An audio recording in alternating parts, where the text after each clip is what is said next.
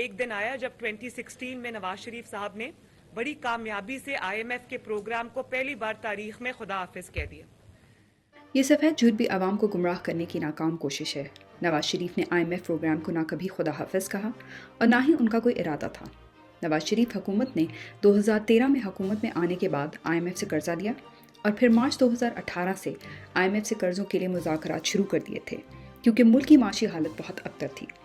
یاد رہے کہ اس وقت تک عمران خان حکومت میں نہیں آئے تھے۔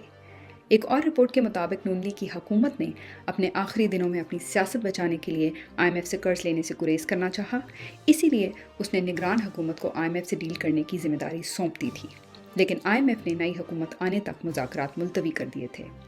یاد رہے کہ پچھلے 61 سالوں میں پاکستان 22 دفعہ IMF پروگرام میں گیا، جس میں سے 3 دفعہ نواز شریف وزیر اعظم تھے، جن کی حکومت کے اختتام پر بھی پاکستان معاشی تباہی کی وجہ سے IMF سے مذاکرات کر رہا تھا۔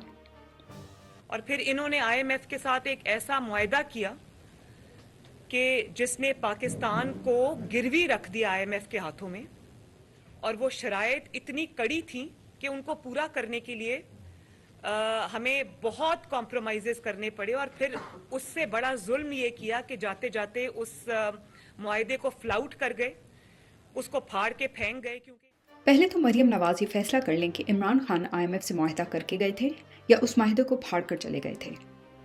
حقیقت یہ ہے کہ نواز شریف کی حکومت ملک کو ایسے حال میں چھوڑ کر گئی تھی جب پاکستان معاشی طور پر تباہ حال تھا، کرنٹ اکاؤنٹ ڈیفیسٹ یا خسارہ خطرناک حد تک بڑھ چکا تھا اور ملکی ذخائر بری طرح گر رہے تھے۔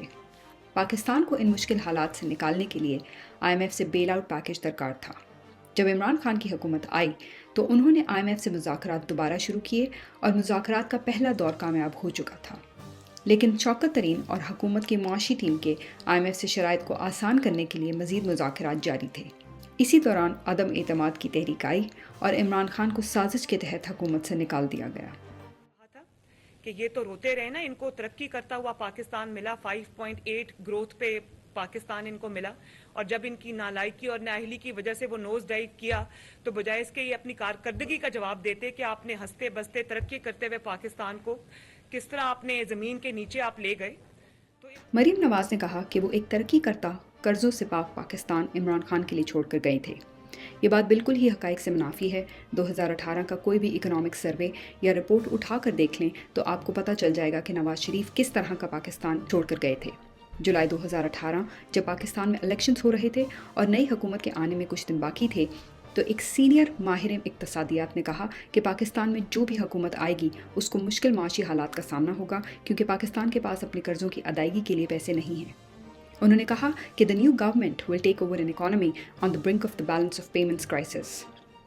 انہوں نے مزید کہا کہ نئی حکومت کے پاس اس معاشی مشکلات سے فوری نکلنے کا ایک آپشن IMF سے ایمرجنسی لون حاصل کرنا ہوگا، اور یہ کہ پاکستان پہلے ہی 12 دفعہ IMF کے پاس جا چکا ہے۔ اکتوبر 2018 میں CSIS کی ایک رپورٹ کے مطابق پاکستان کی نئی حکومت کو بیلنس آف پیمنٹس یعنی قرضوں کی ادائیگی کے توازن کے بحران کا سامنا ہے۔ عمران خان کو یہ مشکل معاشی حالات وراثت میں ملے تھے۔ جون 2018 کے آخر میں پاکستان کا کرنٹ اکاؤنٹ ڈیفیسٹ یعنی بیرونی خسارہ بڑھ کر 18 ارب ڈالرز تک پہنچ چکا تھا۔ یاد رہے کہ نون لیگ کی حکومت کے آخری دن تھے اور عمران خان کی حکومت کا آغاز نہیں ہوا تھا۔ مریم نے یہ بھی کہا کہ PTI کی حکومت کی نالائکی کی وجہ سے ملک نوز ڈائیو کیا، تو یہ بھی عوام کو گمراہ کرنے کی کوشش ہے کیونکہ عمران خان کے دور حکومت نے پاکستان کے ہر شعبے میں ترقی کی۔ عمران خان نے سینکڑوں نئے پروگرام شروع کیے اور عوام دوست منصوبوں کی بنیاد رکھی۔ انہوں نے ملک کو صحیح راہ پر ڈالنے کے لیے پالیسی میکنگ کی تاکہ آئندہ پاکستان کو قرضوں پر انحصار نہ کرنا پڑے۔ جب عمران خان کو سازش کر کے نکالا گیا تو اس وقت پاکستان کا GDP تقریباً 6% تھا اور پاکستان کے زر مبادلہ کے ذخائر 16.2 ارب ڈالر تھے، جبکہ دیوالیہ ہونے کا رسک صرف 5% تھا۔ جب PDM کی حکومت کے آنے کے صرف 12 مہینے میں پاکستان کے ذخائر کم ہو کر 2.9 ارب رہ گئے اور دیوالیہ کا رسک بڑھ کر 90% تک جا پہنچا۔ یہ ہے اصل نوز ڈائیو۔ کیسے ایک ترقی کرتے ہوئے ملک کو صرف 12 مہینے میں ایک نالائق اور نااہل حکومت زمین کے نیچے لے گئی۔